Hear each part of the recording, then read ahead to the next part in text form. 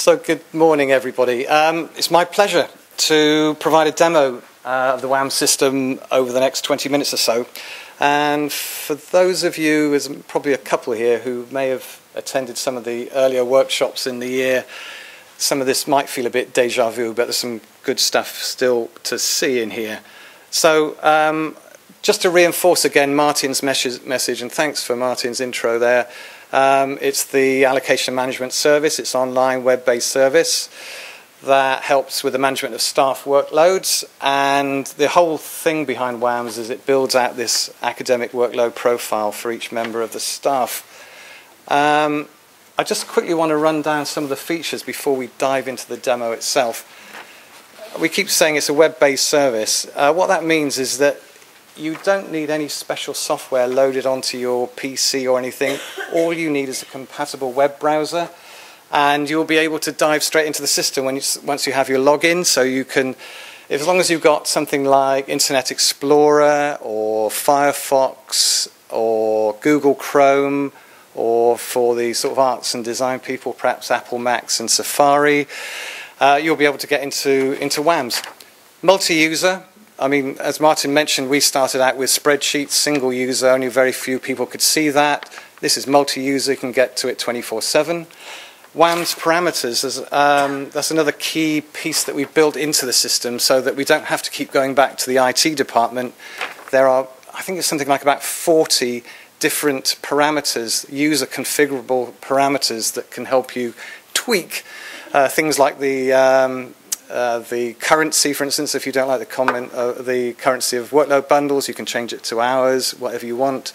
You can change the formula by all these parameters behind the scenes.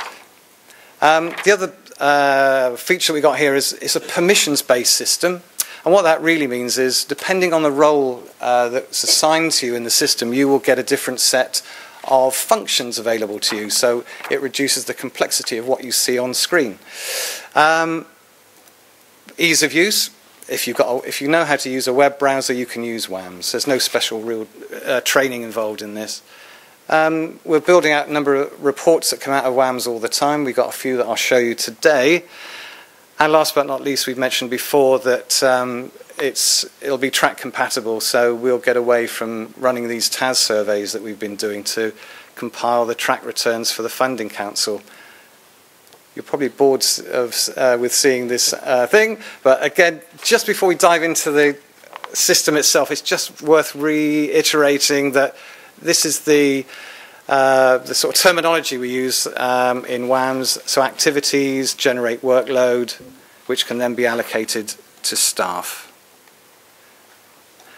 So just before we go into the system, something about roles. So within the way we constructed WAMS is we recognize that there's different functions should be available to different groups of people. And so in WAMS, depending on your role, you will see a different set of menu structures. And so we've got, in WAMS, we've got 5 different roles. So starting at the top, we've got, in fact, Martin mentioned it, we've got our planning partners who we refer to them as the WAMS faculty administrators. And we've got 4 planning partners, and they are absolutely key to loading in the activities that generate the workload. So they are sort of God creatures. They can see everything. They have access to all the functionality within WAMS. We have another subgroup there called the WAMS departmental administrators. So these are typically heads of department, and so they have a sort of reduced set of functionality, but nonetheless they can do quite a lot of the activities within their own specific department. There's about 17 of those. Another key group are what we refer to as the WAMS allocators. So these are typically associate heads of department or program managers, for instance. This group are the ones that allocate the workload once it's generated by the faculty administrators. So we've trained up here something like about 90 to 100 people at UWE who are capable of allocating workload out. We've also broken out a separate group called WAMS viewers, and as the name implies, all they can actually do is view reports. So this is sort of like an executive view, or indeed we found it useful for the timetablers, for instance, here at UWE. So they're set up as WAMS views, so they don't see any of the input screens. And last but not least, around about 1,400 academics now can view their own personal workload. So this is all they can do. When an academic logs into the system, all they can actually see is their own individual workload. They can't see anybody else's, that's what they can see. So, that's probably enough throat clearing, isn't it? I think probably what you want to see is actually, well, what the heck is this thing? So, this is the login to WAMS, and for the sort of technically minded, it uses Active Directory authentication here at UWE. So all it's going to do is prompt me for my username and password. So let's do that.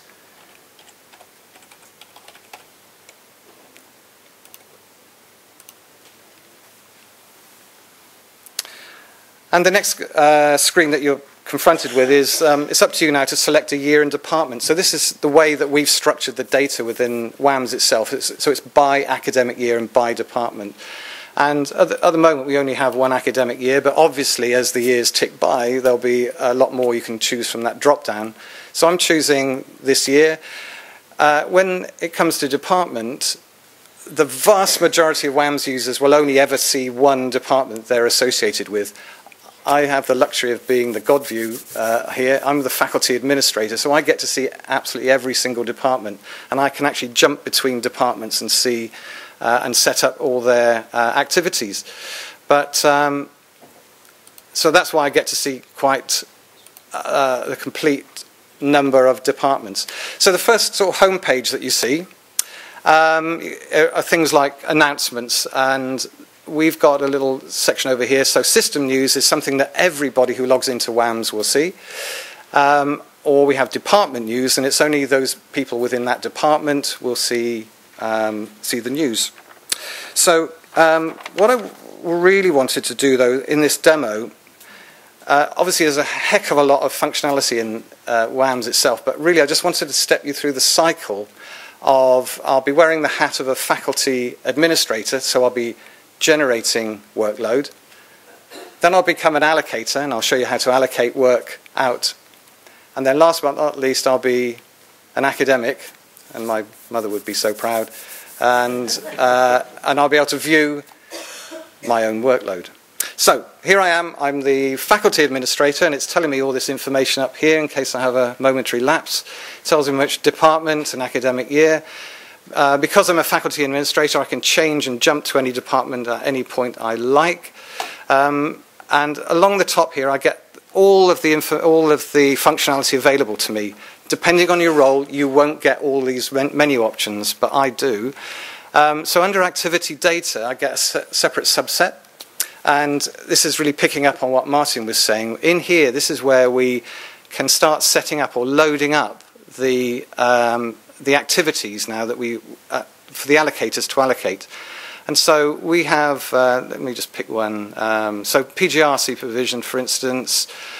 You can see on this one, there's 3 already set up.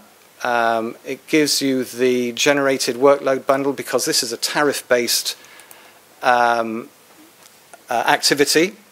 So if I was the faculty administrator setting these up, I'd just be saying adding a student. So something like you put the name in, and give them the student number. Yeah, we like a challenge here at UWE. So 30 workload bundles, submit, and you can see it pops in. So it starts to build up this workload bundle. So this is the generation of workload bundles. You can do it for all these other management roles. And you can see this one here has a track category associated with it. So this is exactly what Martin was saying earlier on. But slightly more interesting. I mean, these are just obviously input screens that you're seeing. You're obviously familiar with that. But you're probably asking, well, how do we do modules, which works on the algorithm works on a sort of a calculation.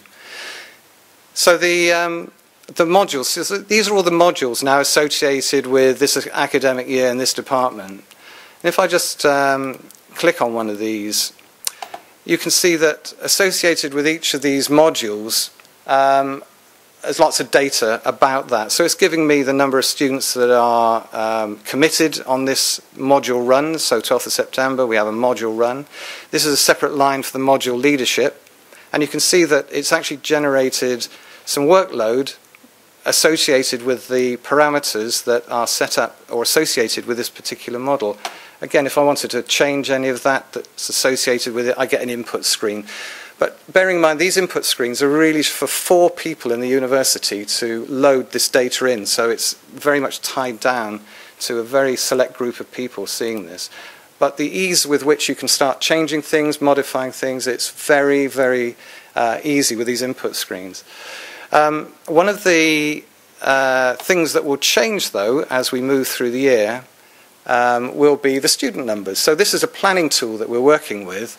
And so these planning partners that we have, these 4 people, will be looking after this. And we have a separate screen now that says these are the numbers of students that are committed to these modules, because depending on the number of students, it will dictate the workload that's generated for each of the modules.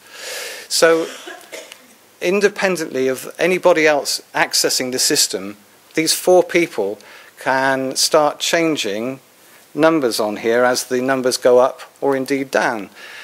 And they can work in the background, working on how many students are being enrolled on these courses, on these modules, and only at a certain point where they're comfortable with the accuracy of that data will they hit this commit button. So what that commit button will do, I'll just set that back, is flush through the system with the new numbers, and it will automatically set up the workload bundles for each of the modules. So if I go back to that module list and open that one up again, you can see this is the number of students that were work in progress, but it's actually committed that set of number of students, and it's generated that amount of allocated those workload bundles for that module. So that's the activity of like those 4 people. We got these faculty administrators beavering away, putting this stuff in. But at a certain point, when the data this is planning data, so when it reaches a certain point where they're comfortable with it, it's safe for the allocators now to start allocating that work out. So changing hats, I now become one of the workload allocators, so I'm an AHOD now. There's about 90 to 100 of these people. But I've been given this task now of allocating workload out to my group of staff. So I won't get all these menu options, but I will get the capability to allocate. Either I can allocate staff to activities, or we found that when we were doing the design for this, some people like to work the other way around. So they said, I'd like to allocate activities to staff. So you can do it both ways. But let me just show you how. Let me show you how I do it this way. So if I'm one of these allocators, this is already loaded up for me now.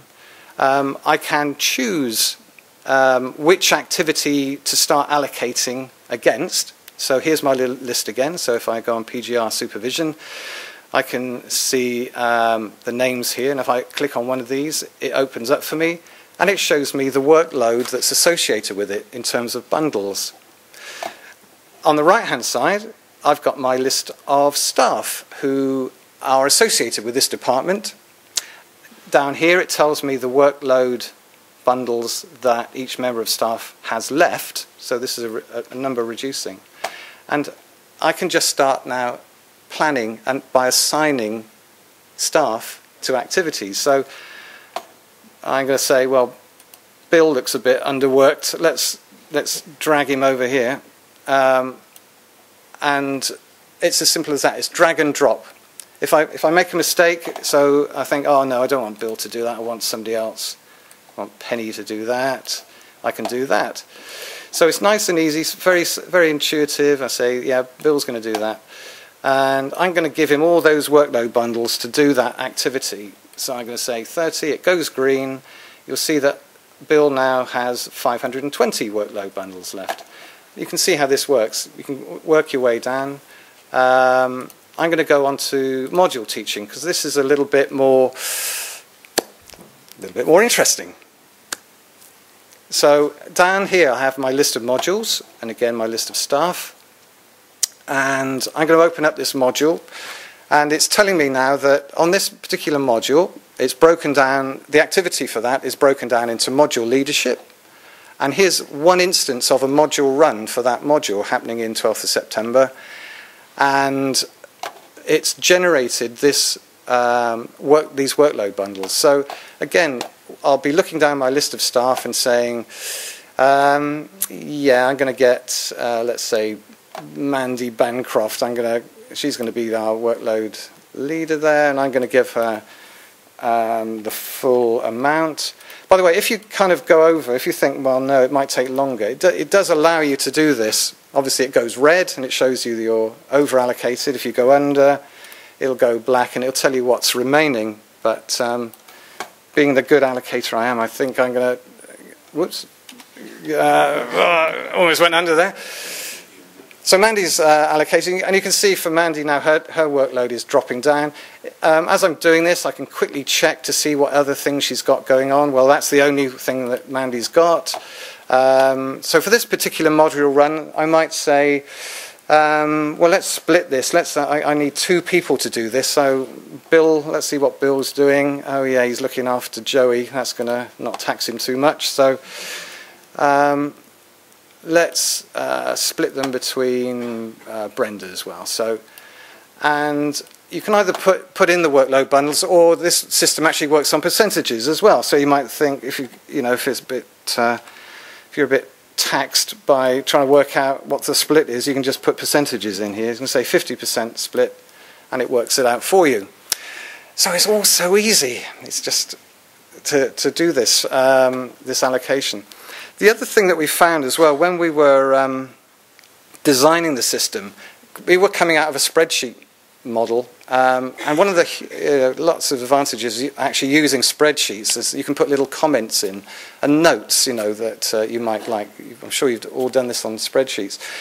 So we built the functionality into WAMS as well. So, so for Bill, for instance, you can say add a note, and there are 2 types of notes you can add here. So if I'm suffering a bit from memory loss, I might want to add a note just for me. So I'll say, for my eyes only.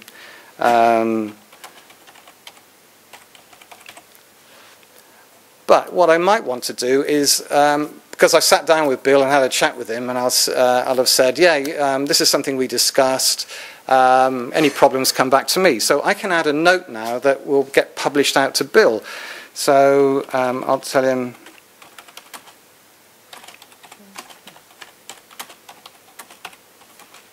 oh,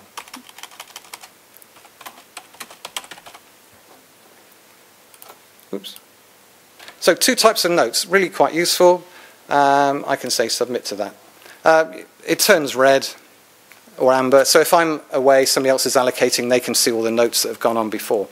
So other things you can do, there's so much to this, I haven't got the time to go through everything, but I think you're getting a sense of its drag and drop functionality, assigning workload to people. In the design when we were putting this together, we were very much aware that sometimes some of the activity that's generated in a department should be serviced by somebody else in another department. So we have this concept of servicing an activity. So we might say, well, I don't want any of my people over here doing this thing on module leadership, for instance, but I want somebody in another department, let's pick that one, to pick up the bundles for that. So I can just say, I'm going to assign that. And I can do that. So I can start to move work around in departments. That receiving department will now get a message saying, we've agreed that, and they will allocate to their people. So that the whole concept of how you can move workload bundles around is built into the system as well. As you start to move through and start to assign workload, as an allocator, you probably want to keep a little eye on some reports that we have.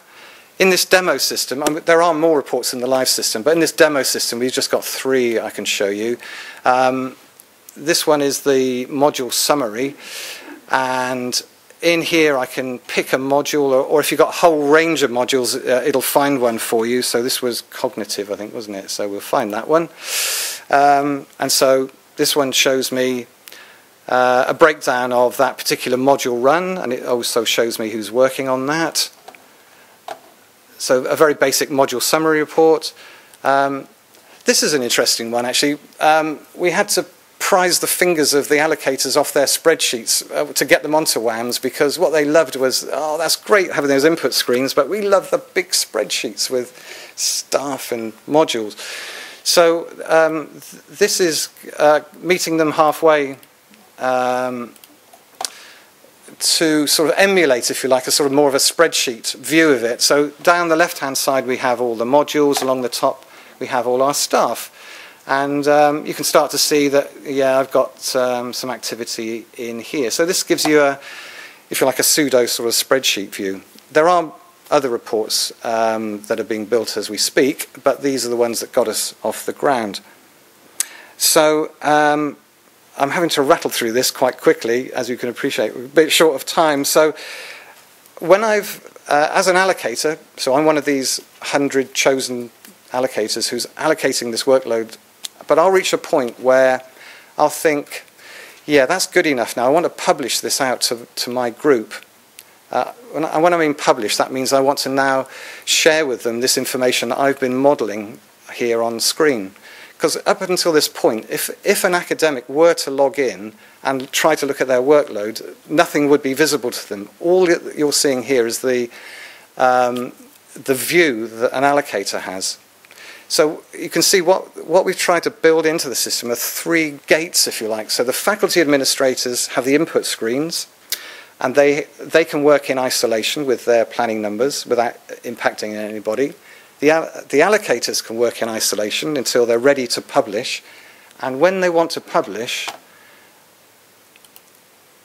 they have another screen that says, either I can say I want to just publish everything to everybody in my department, which is the publish all, or I can select a number of people that I've spoken to and publish selected, or I can just pick, say, Bill, and I'm just going to publish his workload. So this is, as you saw me building up earlier on, a snapshot now of what Bill should be doing.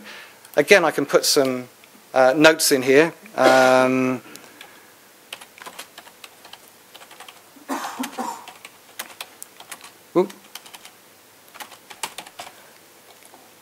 And you can see those that comment that I added earlier on, you can see where this starts to get displayed. So you can, it'll be displayed to Bill when he views this. So this gives the capability now to publish this. So I'm going to click Publish. What happens then is, as the allocator, I can see the last time I actually published this out to Bill today. And if I were to click on that, it would obviously show me the last published date.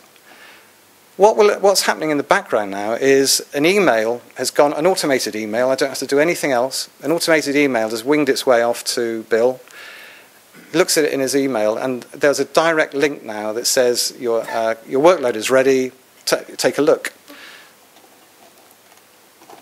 So Bill logs in, and all Bill's going to see is that one tab. He will not see any of the other tabs. It's a very clear, clean route straight in for all the academics. So they'd click on my workload, and because I'm logged in as Bill, I get to see my individual summary. That's really the cycle then we've gone through of the faculty administrators. 4 of them have that capability to load in and generate workload. At a certain point they'll hit the button to say commit the numbers, then the allocators allocate, and there's about 100 of those doing it, at a certain point they'll say publish, and then the individual academics can start to view their workload. And that cycle just keeps going round. I think it's about 2 or 3 times in the year when the student numbers change. That's all I can show you in the time. Believe me, there is a lot more. Thank you very much for your attention.